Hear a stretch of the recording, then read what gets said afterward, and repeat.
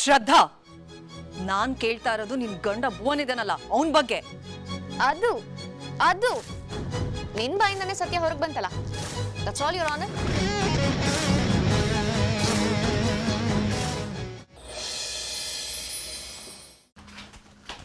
ಅಲ್ಲ ಅಬ್ಬಾ what a beautiful meeting point. ಅಲ್ಲ ಬೆಳಿಗ್ಗೆ ಆದರೆ ನಿಮಗಿಂತ ಸ್ಪೆಷಲ್ ಸ್ಪಾಟ್ಗಳನ್ನೇ ಹುಡ್ಕೋ ಕೆಲಸನಾ? ತಮಾಷೆ ಸಾಕು ರಾಕಿ, ನೀನು ತುಂಬಾ ಕೇರ್ಲೆಸ್ ಆಗ್ತಿದ್ಯಾ. ಅದನ್ನ ಹೇಳೋಣ ಅಂತಾನೆ ನಾನು ನಿನ್ನ ಇಲ್ಲಿ ಕರ್ಕೊಂಡ್ ಬಂದಿರೋದು. ನಾನು ಕೇರ್ಲೆಸ್ ಆಗ್ತಿದ್ದೀನಾ? ಏನು ಹೇಳ್ತಿದ್ದೀರಾ ಮೇಡಮ್? ಮತ್ತಿನ್ನೇನು? ಅಲ್ಲ ರಾಕಿ, ನಿನ್ಗೆ ಈ ಆಸ್ತಿ ಮೇಲೆ ಆಸೆನೇ ಇಲ್ವಾ?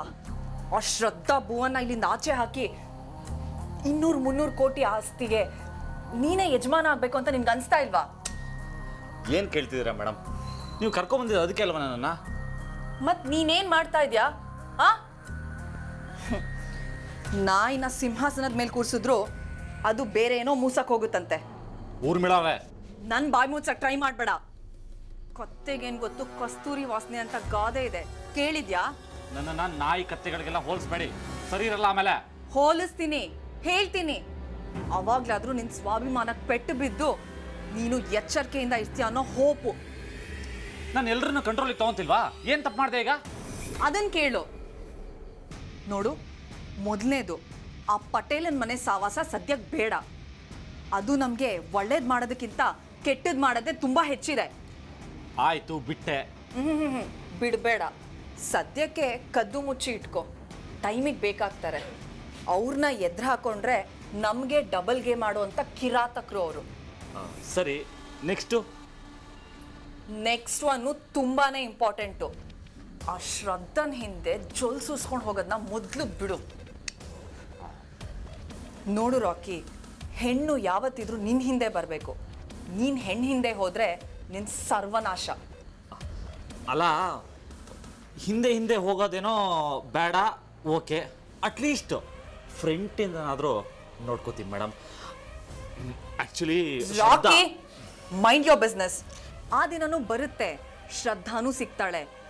ಅವಳಂತ 100 ಜನ ಹುಡುಗಿರು ನಿನಗೆ ಸಿಗ್ತಾರೆ. ಆದರೆ ಅದೆಲ್ಲ ಆಗಬೇಕು ಅಂದರೆ ನಮ್ಮ ಕೈಲಿ ಕೋಟಿ ಬರಬೇಕು. ಈ 106 ಎಕರೆ ಜಮೀನು ನಮ್ಮ ಕಾಲು ಕೆಳಗಡೆ ಬಿದ್ದಿರಬೇಕು. ನೋಡು, ನಮ್ಮ ಹತ್ರ ಟೈಮ್ ತುಂಬಾ ಕಮ್ಮಿ ಇದೆ. ಈ ಪ್ರಾಜೆಕ್ಟ್ ತಡ ಆದಷ್ಟು ನಮ್ಮ ಕೈಯಿಂದ ಎಲ್ಲ ತಪ್ಪೋಗುತ್ತೆ. ಅಷ್ಟೇ ಅಲ್ಲ, ಒಂಚೂರು ಹೆಚ್ಚು ಕಮ್ಮಿ ಆದ್ರೂ ಕಂಬಿ ಎಣ್ಸೋ ಚಾನ್ಸಸ್ ಎಲ್ಲಾನೂ ಇದೆ. ಅದಕ್ಕೆ ನಾವು ಹುಷಾರಾಗಿರ್ಬೇಕು. ಅರ್ಥ ಆಯ್ತಾ? ನೋಡು, ಮೊದಲು ಆ ಶಂಕರಣ್ಣನ ಹಲ್ಕಿತ್ ಹಾವು ಮಾಡ್ಕೋಬೇಕು. ಈ ಪ್ರಾಜೆಕ್ಟ್ನ ಇವತ್ತಿಂದನೇ ಶುರು ಮಾಡೋಣ. ಮುಂದೆ ಹೇಗೆ ಏನು ಅಂತ ನಾನು ಹೇಳ್ತೀನಿ ನಿನಗೆ. ಹೊರಡು, ನೀನು ಹೊರಡು. ಈ ಕಡೆ ಅಲ್ಲ, ಡೇಂಜರ್ ಇದೆ ಆ ಕಡೆ. ಈ ಕಡೆ ಹೊರಡು. ಅಯ್ಯೋ ಹೊರಡು ಮಾರಾಯ.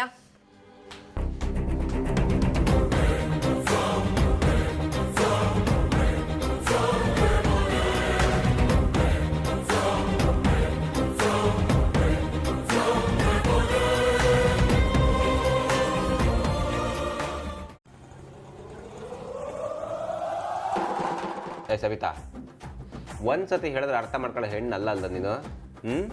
ಇನ್ನೊಂದ್ಸತಿ ಹೇಳ್ತೈತೆ ಕೇಳೋ. ನಾ ಎಂತಕ್ಕ ನಿನ್ ಮಾತು ಕೇಳ್ಕ?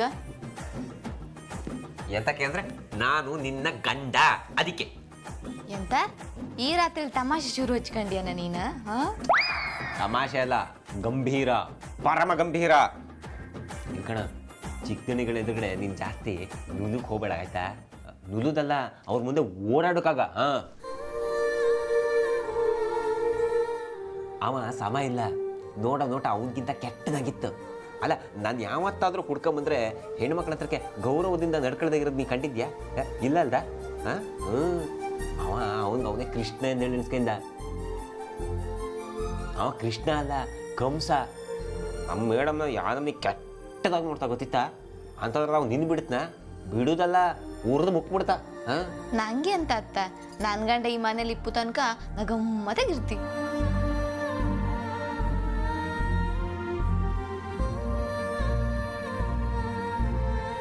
ಎಂತ 3 ಹೊತ್ತು ನಾನು ನಿನ್ ಕಾಯ್ಕೊಂಡು ಕುರುಕ? ನನಗೆಂತ ಮಾಡಕ್ ಬೇರೆ ಕೆಲ್ಸ ಇಲ್ಲ? ನಿನ್ನ ಯಾರ ಹಿಡ್ಕೊಂಡ್ರ? ನಿನ್ ಪಾಡಿ ನೀ ಕೆಲಸ ಮಾಡಿ ಹೋಗ್. ಮತ್ತೆ ಈಗ ತಾನೆ ಗಂಡ ಅಂದ್ಯಲ್ಲೇ? ಏಯ್, ನಾ ಮಾತಾಡ್ತಿದ್ ನನ್ನ ಬೋನನ್ ಬಗ್ಗೆ. ಈ ಮನೇಲಿ ನನ್ನ ಕಾಯು ಗಂಡ್ಸಂದ್ರೆ ಅದ್ ನನ್ನ ಬೋನ ಮಾತ್ರ.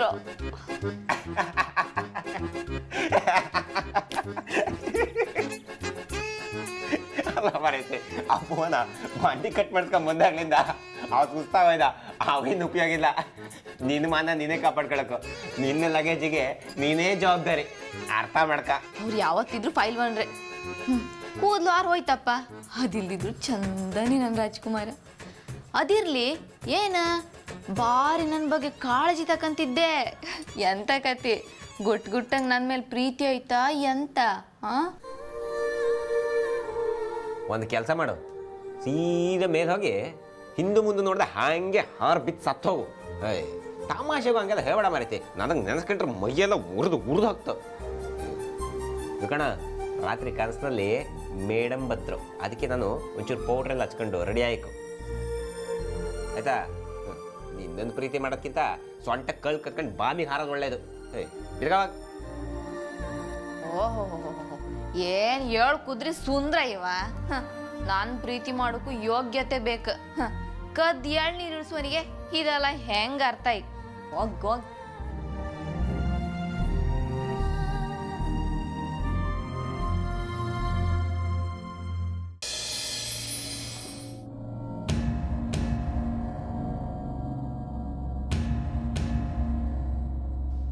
ಸುಖಿ ಬಾ ಕೂತ್ಕೊಳ್ಳಮ್ಮ ಇಲ್ಲಿ. ಆಗ್ಲಿಂದ ಇಲ್ಲಿಂದ ಅಲ್ಲಿಗೆ ಅಲ್ಲಿಂದ ಇಲ್ಲಿಗೆ ಕಡಿಮೆ ಅಂದ್ರೆ 4 ಮೈಲಾದರೂ ನಡೆದಿರ್ತೀಯ. ಆಗ್ಲಿ ಉಗ್ರಪ್ಪ ಅಂಕಲ್, 4 ಅಲ್ಲ 40 ಮೈಲಿ ದೂರ ಆಗಲಿ, ಎಷ್ಟು ಓಡಾಡಿದ್ರು ನಾನು ಈ ಮನೆ ಬಿಟ್ಟು ಎಲ್ಲೂ ಹೋಗಲ್ಲ. ಆದರೆ ಡ್ಯಾಡಿ ನಾನು 100 ಮೈಲಿ ದೂರಕ್ಕೆ ಓಡಿಸ್ಬಿಟ್ರಲ್ಲ ಈ ದರಿದ್ರುಗಳೆಲ್ಲ ಸೇರ್ಕೊಂಡು. ನಡೆದು ಸುಸ್ತು ಮಾಡ್ಕೋಬೇಡಮ್ಮ. ಬಾಮ್ಮ ಕೂತ್ಕೋ, ಇಲ್ಲಿ ಮಾತಾಡೋಣ. ಏನಿದೆ ಅಂಕಲ್ ಮಾತಾಡೋಕ್ಕೆ? ಮಾತಾಡೋಕ್ಕೆ ಏನಿದೆ ಹೇಳಿ? ನನಗೆ ಸುಸ್ತಾಗಿ ಮೈಕೈ ಎಲ್ಲ ಬೆಂಡಾಗ್ಲಿ, ಆಗ್ಲಾದ್ರೂ ನನ್ನ ಕಣ್ಣಿಗೆ ನಿದ್ದೆ ಹತ್ಬೋದೇನೋ, ಇಲ್ಲಾಂದ್ರೆ ನನಗೆ ಈ ಕೋಪದಲ್ಲಿ ನಿದ್ದೆನೇ ಬರಲ್ಲ ಅನ್ಸುತ್ತೆ. ಬಾ ಮರಿ ಕೂತ್ಕೋ, ಇಲ್ಲಿ ಬಾ ಕೂತ್ಕೋ ಇಲ್ಲಿ. ನೋಡ್ ಸುಖಿ, ನಮ್ಮ ರಾಜ್ಯದಿಂದ ಬಾಂಬೆಗೆ ಹೋದ್ದು ಒಳ್ಳೇದಾಯ್ತು. ನಮ್ಮ ಅನುಮಾನ ನಿಜ ಆಯ್ತು ನೋಡು. ನಮ್ಮ ಮೇಲೆ ಪೊಲೀಸ್ ಕಂಪ್ಲೇಂಟ್ ಕೊಡಬಹುದು ಅಂತ ನನಗೆ ಅನ್ನಿಸ್ತಾನೆ ಇತ್ತು. ಕಾಡಿಂದ ವಾಪಸ್ ಬಂದ ಮೇಲೆ ಭುವನ್ ಮೇಲಿರೋ ಕೇಸನ್ನು ಕ್ಯಾನ್ಸಲ್ ಮಾಡಿಕೊಂಡು ನಮ್ಮ ಮೇಲೆ ಕೌಂಟರ್ ಕೇಸ್ ಹಾಕ್ತಾರೇನೋ ಅಂತ. ಅದಕ್ಕೆ ರಾಜೇ ನನಗೆ ಎಚ್ಚರಿಕೆ ಕೊಡ್ತಾನೇ ಇದ್ದದ್ದು. ನಾನು ಇಲ್ಲಿದ್ದಿದ್ರೆ ಏನಾಗ್ತಿತ್ತು ಅಂಕಲ್? ಯಾರೇನು ಮಾಡ್ತಾ ಇದ್ರು? ನಾಪತ್ತೆ ಆಗಿದ್ರು, ಸಿಕ್ಕರು ಅಂತ ಹೇಳ್ಬೋದಿತ್ತಲ್ಲ. ಅಥವಾ ಶಂಕರಣ್ಣನ ಮನೆಯವರೇ ಡ್ಯಾಡಿನ ಕಿಡ್ನಾಪ್ ಮಾಡಿದ್ರು, ಈಗ ಕಳಿಸಿದ್ದಾರೆ. ಡ್ಯಾಡಿ ಹೆದರ್ಕೊಂಡು ಹೇಳಲಿಲ್ಲ ಅಂತ ಪೊಲೀಸ್ನವ್ರಿಗೆ ಸುಳ್ಳು ಕಂಪ್ಲೇಂಟ್ ಕೊಡ್ಬೋದಿತ್ತಲ್ಲ. ಬೇಡ ಸುಖಿ, ಇದೆಲ್ಲ ಕೊನೆಗೆ ನಮ್ಮ ಕುತ್ತಿಗೆಗೆ ಸುತ್ಕೋತಾ ಇತ್ತು. ಅವನು ಬಾಂಬೆಗೆ ಹೋದದ್ದೇ ಒಳ್ಳೇದಾಯ್ತು. ಪೊಲೀಸ್ನವ್ರು ಇಲ್ಲಿ ಬರೋ ಮೊದಲೇ ರಾಜೇಂದ್ರ ಬಾಂಬೆಗೆ ಹೋಗದೆ ಇರ್ತಿದ್ರೆ ನಾವೆಲ್ಲ ಕಂಬಿ ಎಣಿಸ್ಬೇಕಾಗ್ತಿತ್ತು.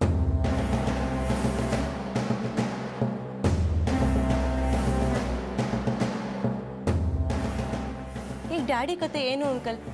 ಹೀಗೆ ಲೈಫ್ ಲಾಂಗ್ ಬಾಂಬೆನಲ್ಲೋ ಅಲ್ಲೋ ಎಲ್ಲೋ ಅಂತ ಇದ್ಬಿಡ್ಬೇಕಾ? ಅವ್ರಿಗೆ ವಾಪಸ್ ಬರೋ ಹಾಗೆ ಇಲ್ವಾ? ಯಾರ ಮನೆ ಹಾಡು ಐಡಿಯಾ ಇದು? ಸಾಯೋ ನಾಡ್ಕೋದು. ಅಂಕಲ್, ಡ್ಯಾಡಿನ ನೀವೇ ನಿಮ್ಮ ಕೈಯಾರ ಬದುಕಿದ್ದು ಸತ್ ಹಾಗೆ ಮಾಡಿಬಿಟ್ರಲ್ಲ ಅಂಕಲ್. ನೋಡಮ್ಮ, ಇದು ನಾನು ರಾಜೇಂದ್ರ ಇಬ್ಬರು ಸೇರಿ ಮಾಡಿದ ಪ್ಲ್ಯಾನ್ ಕಣಮ್ಮ. ನಾವು ಅಂದ್ಕೊಂಡಾಗೆ ನಮ್ಮ ಪ್ಲ್ಯಾನ್ ಆಗಿರ್ತಿದ್ರೆ ಇಷ್ಟೊತ್ತಿಗೆ ಶಂಕರಣ್ಣನ ಕುಟುಂಬ ಎಲ್ಲ ನಿರ್ನಾಮ ಹೋಗ್ತಿತ್ತು. ನಾವು ಈ ಹಳ್ಳಿಲಿ ರಾಜರ ಥರ ಮೈಬಹುದಾಗಿತ್ತು. ರಾಜ್ರಂತೆ ರಾಜರು. ಡ್ಯಾಡಿ ಜೊತೆ ಒಂದೇ ಒಂದಿನ ನೆಮ್ಮದಿಯಿಂದ ಇರೋಕ್ಕಾಗಲಿಲ್ಲ ನನಗೆ. ಅವನು ಸುಖವಾಗಿರ್ತಾನೆ ಗಜೇಂದ್ರನ ಜೊತೆ, ನೀನೇನು ಯೋಚನೆ ಮಾಡಬೇಡ. ನಿನಗೂ ಹೋಗ್ಬೇಕಂತಿದ್ರೆ ಹೋಗ್ಬಿಡು, ಎಷ್ಟು ದಿನ ಅಂತ ಹೇಳು. ಅವನು ವಾಪಸ್ ಬರೋ ಟೈಮ್ ಬಂದೇ ಬರುತ್ತೆ, ಕಾಯ್ತಿರೋಣ. ದೊರೆಗಳಿಲ್ಲದೆ ಈ ಮನೆ ಸ್ಮಶಾನ ಥರ ಆಗೋಗಿದೆ. ಅವ್ರನ್ನ ಬೇಗ ಕರೆಸಿ, ಇಲ್ಲಾಂದರೆ ನಮ್ಮನ್ನು ಬಾಂಬೆ ಕಳಿಸಿ. ಏಯ್ ಸುಮ್ಮನಿರ, ನೀನು ಬಾಂಬೆಗೆ ಹೋಗಿ ಏನೋ ಕಡಿತೀಯ ಅಲ್ಲಿ. ಶಂಕರಣ್ಣನ ಮನೆಯವರು ಸುಮ್ಮನಾದರೆ ಆಯ್ತಲ್ಲ. ರಾಜೇಂದ್ರ ಬಾಂಬೆಯಿಂದ ಏನು ಹೇಳ್ತಾನೆ ಆ ಆಟನ ನಾವಿಲ್ಲ ಆಡಿದ್ರೆ ಆಯಿತು. ಅವ್ರು ಸುಮ್ಮನೆ ಇದ್ರು ನಾನು ಸುಮ್ಮನೆ ಇರೋದಿಲ್ಲ. ಶಂಕರಣ್ಣನ ಮನೆಯವ್ರಿಗೂ ಸುಮ್ಮನಿರೋಕೆ ನಾನು ಬಿಡೋದಿಲ್ಲ. ಅಪ್ಪಾಜಿನ 1 ತಿಂಗಳಲ್ಲಿ ವಾಪಸ್ ಬಂದಿರಬೇಕು. ಹಾಗೆ ಮಾಡ್ತೀನಿ. ಬೇಡಮ್ಮ, ನಾವೀಗ ಸದ್ಯ ದೊಡ್ಡ ಆಟ ಕೈ ಹಾಕೋದು ಬೇಡ. ಪೊಲೀಸರು ನಮ್ಮನೆ ತನಕ ಬಂದರೆ ರಾಜೇಂದ್ರ ಬಾಂಬೆಲಿ ಇರೋದನ್ನು ನಾವು ಹೇಳಬೇಕಾಗತ್ತೆ. ಆಗ ನಾವೆಲ್ಲರೂ ಜೈಲ್ ಸೇರ್ಬೇಕಾಗತ್ತೆ. ಈಗ ಏನು ಮಾಡದೆ ಸುಮ್ಮನಿದ್ಬೇಡ.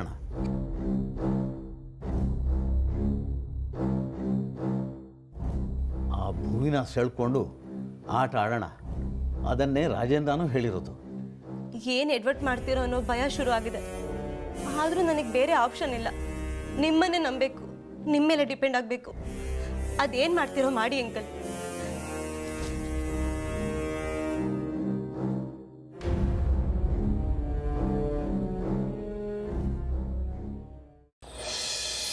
ಅಪ್ಪಾಜಿ, ಅಪ್ಪಾಜಿ ನನ್ನ ಕ್ಷಮಿಸ್ಬಿಡಿ. ಏ ಭುವಿ, ಏನೋ ಇದೆಲ್ಲ ಕಾಲೆಲ್ಲ ಹಿಡ್ಕೊಂಡು ಏನಾಯ್ತು ಅಂತದ್ದು ಹೇಳ್ಮೇಲೆ. ಇಲ್ಲ ಅಪ್ಪಾಜಿ, ನೀವು ನನ್ನನ್ನು ಕ್ಷಮಿಸಿ. ಅಥವಾ ಈ ಹಳ್ಳಿಲಿ ದಾರಿ ತಪ್ಪಿದ ಮಕ್ಕಳಿಗೆ ಏನು ಶಿಕ್ಷೆ ಕೊಡ್ತಾರೋ ಅದನ್ನು ಕೊಡಿ. ಅಲ್ಲಿ ತನಕ ನಾನು ನಿಮ್ಮ ಕಾಲು ಬಿಡಲ್ಲ. ನನ್ನ ಪಾಪಿ ಅಪ್ಪಾಜಿ. ಏ ಭುವಿ, ಮೊದಲು ಕಾಲು ಬಿಡಿಲ್ಲ ನೀನು.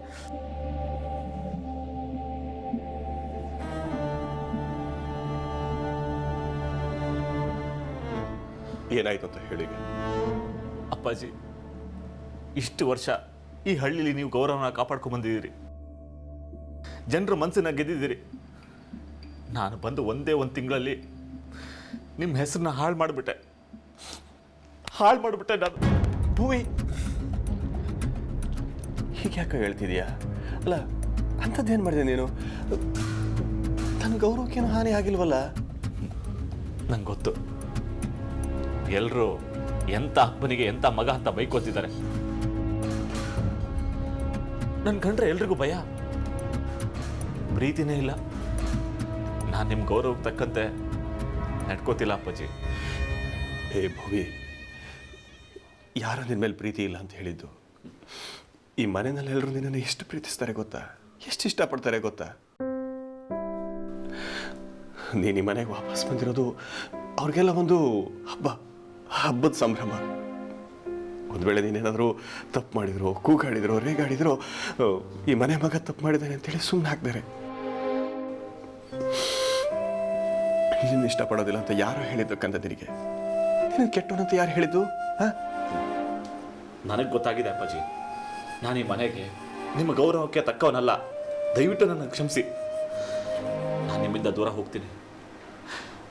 ಆದರೆ ನನ್ನ ಪ್ರೀತಿ ಮಾತ್ರ ಹಾಗೆ ಇರುತ್ತೆ. ಏನು ಬಿಟ್ಟು ಹೋಗ್ತೀಯಾ? ಭವಿ, ನನ್ನನ್ನು ಬಿಟ್ಟು ಹೋಗ್ತೀಯನೋ? ಅಲ್ಲ, ಈ ವಯಸ್ಸಿನಲ್ಲಿ ಮತ್ತೆ ನನ್ನನ್ನು ಒಂಟಿಯಾಗಿ ಮಾಡೋಗ್ತೀಯನೋ?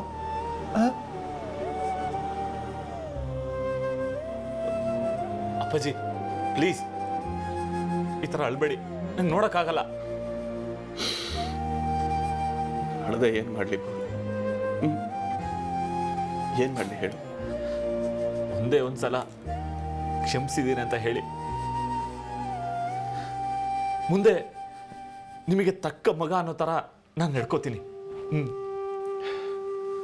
ಭುವಿ, ಕ್ಷಮಿಸೋ ಅಂತ ತಪ್ಪು ನೀನೇನು ಮಾಡಿಲ್ಲ ಕಣೋ. ಹಾಗೊಂದು ವೇಳೆ ನಾನು ತಪ್ಪು ಮಾಡಿದ್ದೀನಿ ಅಂತ ನಿನಗೇನಾದ್ರು ಅರ್ಥ ಆಯಿತು ಅಂತಂದರೆ ಆ ಕ್ಷಣದಿಂದ ನೀನು ನಿನ್ನನ್ನು ತಿದ್ಕೊಳ್ಳೋ ದಾರಿನಲ್ಲಿದೆಯಾ ಅಂತೇಳಿ. ಈ ಮನೆಯಲ್ಲಿರೋ ಶ್ರದ್ಧಾ ಭುವನ ನನ್ನವರು ಅಂತ ನೋಡೋದಕ್ಕೆ ಶುರು ಮಾಡು. ಆಮೇಲೆ ಬಚ್ಚಿ, ಸವಿತಾ ಈ ಮನೆ ಭಾಗ ಅಂತ ಭಾವಿಸು. ರಮೇಶ, ಕಮಲಮ್ಮ ಈ ಮನೆ ಹಿರಿಯರು ಅಂತ ಅಂದ್ಕೊ. ಆಮೇಲೆ ಪುಟ್ಟನ್ನ ಈ ಮನೆ ಮಗು ಅಂತ ಭಾವಿಸು. ಆಗ ನಿನಗೆ ಎಲ್ಲ ಕಡೆ ಖುಷಿ ಕಾಣಿಸೋದಕ್ಕೆ ಶುರುವಾಗುತ್ತೆ.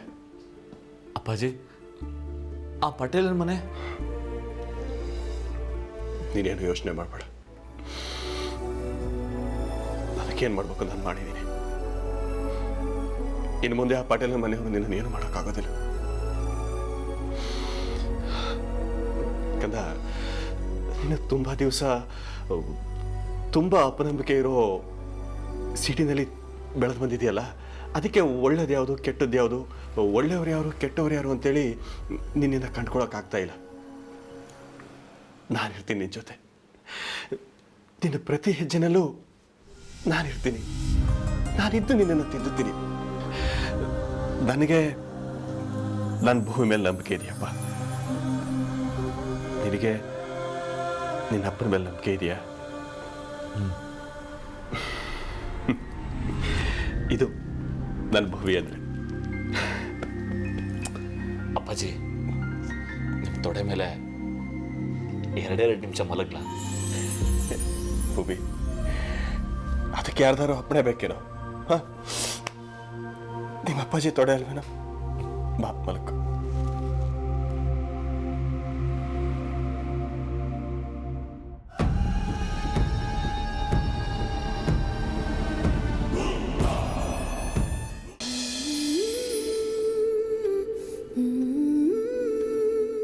ಮಗ ಎದುರಿಗೆ ಬಂದ್ರು ಗುರ್ತಿಸೋಕೆ ಆಗದೆ ಇರೋ ಅದೇ ಅರ್ಜುನ ತನ್ನ ಇನ್ನೊಬ್ಬ ಮಗ ಅಭಿಮನ್ಯು ಚಕ್ರವ್ಯೂಹದಲ್ಲಿ ಸಿಕ್ಕಾಕೊಂಡು ನಿಸ್ಸಹಾಯಕನಾಗಿ ಸಾಯೋದನ್ನ ಕಣ್ಣಾರೆ ನೋಡ್ತಾನೆ. ಅಕ್ಕ, ನೀನು ಹೋದ 3 ದಿನದಿಂದ ಬರೀ ಇಂಥದ್ದೇ ಕತೆ ಹೇಳ್ತಿದ್ದೆ, ಎಂತಕ್ಕೆ?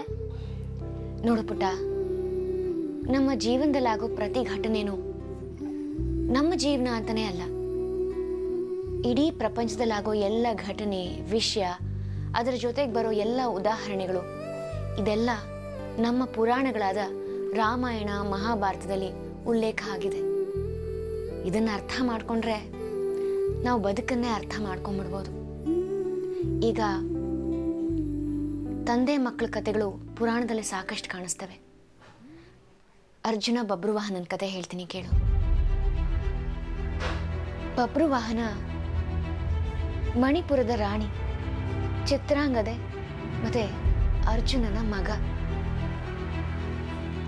ಕೆಲವು ಘಟನೆಗಳಿಂದ ಅರ್ಜುನನಿಗೆ ಬಬ್ರುವಾಹನ ಯಾರು ಅನ್ನೋದೇ ಗೊತ್ತಿರಲ್ಲ. ಬಬ್ರುವಾಹನನಿಗೆ ಅವನ ತಂದೆ ಅರ್ಜುನ ಅಂತ ಗೊತ್ತಾಗಿ ಅರ್ಜುನನ್ನ ಹುಡುಕೊಂಡು ಹೋಗ್ತಾನೆ. ಎದುರುಗೆ ತನ್ನ ಮಗನೇ ಬಂದ್ರು ಅರ್ಜುನ ಅವನನ್ನ ಗುರ್ತಿಸೋದೇ ಇಲ್ಲ. ನೀನ್ ಯಾರೋ ದಾರಿ ಹೋಗ, ಇಲ್ಲಿಂದ ಹೊರಟೋಗು ಅಂತ ಹೇಳ್ತಾನೆ. ಬಬ್ರುವಾಹನಿಗೆ ತನ್ನ ತಂದೆ ತನ್ನ ತಾಯಿಗೆ ಮಾಡಿರೋ ಅವಮಾನ, ತನಗ್ ಮಾಡಿರೋ ಅವಮಾನ, ಇವೆಲ್ಲವನ್ನ ಮನಸ್ಸಲ್ಲಿಟ್ಕೊಂಡು ಅರ್ಜುನನ ಮೇಲೆ ದ್ವೇಷ ಸಾಧಿಸ್ಬೇಕು ಅಂತ ಅಶ್ವಮೇಧ ಯಾಗದ ಯುದ್ಧವನ್ನ ಸಾರ್ತಾನೆ. ಅಪ್ಪ ಮಗನಿಗೆ ಒಂದು ಭೀಕರವಾದ ಯುದ್ಧ ನಡೆಯುತ್ತೆ. ಬಬ್ರುವಾಹನ ತನ್ನ ದ್ವೇಷಕ್ಕೋಸ್ಕರ ತನ್ನ ಸ್ವಂತ ತಂದೆನೇ ಸಾಯಿಸಿಬಿಡ್ತಾನೆ. ಮಗ ಹೊಡೆಯೋ ಬಾಣದಿಂದ, ತಾನು ಹಿಂದೆ ಮಾಡಿದ ತಪ್ಪಿನಿಂದ ಅರ್ಜುನನು ಪ್ರಾಣ ಕಳ್ಕೋತಾನೆ. ಅಯ್ಯೋ, ನನ್ನ ಸ್ವಂತ ತಂದೆಗೆ ಹೇಗೆ ಮಾಡ್ಬಿಟ್ನಲ್ಲ ಅಂತ ಬಬ್ರುವಾಹನ ತನ್ನನ್ನೇ ತಾನು ಕುಂತ್ಕೊಳಕ್ ಹೋಗ್ತಾನೆ. ಆಗ ಅರ್ಜುನನ ಹೆಂಡತಿ ಉಡುಪಿ ಬಂದು ಅರ್ಜುನನ್ನ ಮತ್ತೆ ಉಳಿಸ್ತಾಳೆ. ಬಬ್ರುವಾಹನ ಮತ್ತೆ ಅವನ ತಂದೆ ಅರ್ಜುನ ಖುಷಿಯಾಗಿರ್ತಾರೆ. ಆದ್ರೆ ಹೋದ ಜೀವ ಮತ್ತೆ ಬರೋದು ಪುರಾಣದಲ್ಲಿ ಮಾತ್ರ ಪುಟ್ಟ. ನಿಜವಾದ ಜೀವನದಲ್ಲಿ ಒಮ್ಮೆ ಕಳ್ಕೊಂಡ್ವಿ ಅಂದ್ರೆ ಮತ್ತೆ ಯಾವುದು ವಾಪಸ್ ಬರೋದಿಲ್ಲ. ವಿಪರ್ಯಾಸ ಹೇಗಿದೆ ನೋಡು. ಮಗ ಆದ್ರೂ ಮಗ ಅಂತ ಹೇಳ್ಕೊಳಕ್ ಆಗದೆ ಇರೋ ಮಗ, ಮಗ ಅಲ್ದೆ ಹೋದ್ರು ಮಗ ಅಂತ ಹೇಳ್ಕೊಂಡು ಜೊತೆಗಿರೋ ಮತ್ತೊಬ್ಬ. ಅಕ್ಕ, ನೀ ಅಳ್ತಿದ್ದೆ, ಮೊದ್ಲು ಕಣ್ಣೊರ್ಸ್ಕೋ. ಏನಿಲ್ಲ ಪುಟ್ಟ, ಸುಮ್ಮನೆ ಹೇಗೆ. ಎಂತ ಎಣ್ಸ್ಕೊಂಡ್ ಮರ್ತಿದ್ದೆ ಅಕ್ಕ? ಎಂತ ಕಳ್ತಿದ್ದೆ ಹೇಳ? ಏನಿಲ್ಲ ಪುಟ್ಟ, ಏನೂ ಇಲ್ಲ.